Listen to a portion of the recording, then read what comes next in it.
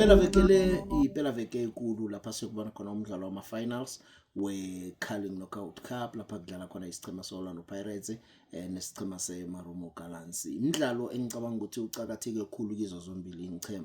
Na ungaqala uAbdeslam Wadu umbanduli wesichema se-Orlando Pirates uyafika kodwa enyangeni ezingadluli nakezisithandathu akhona ku-Orlando Pirates uyokudlala i-final yesibili yokthoma i-M10 8 uyithumbile. Ngicabanga ukuthi kungaba into ehle kuye ingamenzela igama elihle ukuthi awuthumbe umdlalo. Qale nokuthi umbekezela Mbokazi uyakhamba umdlalo ngaba umdlalo wakhe ukugcina. Ngokwakho kuba umdlalo wakhe ukugcina esichemeni se-Orlando Pirates ngempela veke. Nange umbanduli amdlalisile. Naye ngakuthanda ukuthi avalelise indlu enzima ngokuthi aphakamise ibigiri. Lokho ngicabanga ukuthi kuyoyikhuthaza kakhulu Orlando Pirates. Nangale kuMarumo Gallants ikhebethi Orlando Pirates isizini. Ngicabanga ukuthi nakho lokho kubenza ukuthi babe nokuzithemba ukuthi nasidlala neOrlando Pirates siyakhona ukuyibetha. Umbanduli abo mutsha ngomncane kunabo bonke ngaphasi kweBetway Premiership nangufike kufinal naye ngesizini yakhe yokthoma. Ngicabanga ukuthi ke siyokubukela umdlalo omnandi. Ukuthi yokuthumba abani angazi. Ngosonto ke sidosa iGardeni ke siyavala ngaphasi kweBetway Premiership kudlala lapha isichema se-TS Galaxy samukela isichema se-Kaizer Chiefs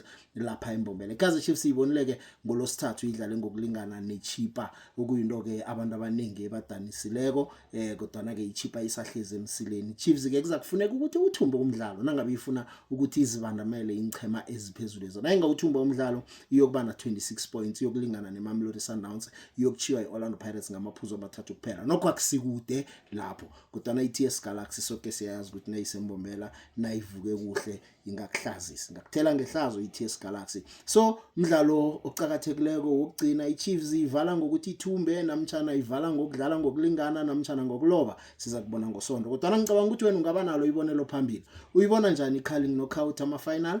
Ubona njani umdlalo wokugcina TS Galaxy nesichema seKaizer Chiefs? Faka umbono wakho la. Sikhathi sokuzwa umsikinyeko ngebelo urabhula unqophe. Akwande mlaleli ngiyakulotshisa namhlanje kwahlelo lethu lemhleni ihlelo fulela onetwa uGwekwezi FM.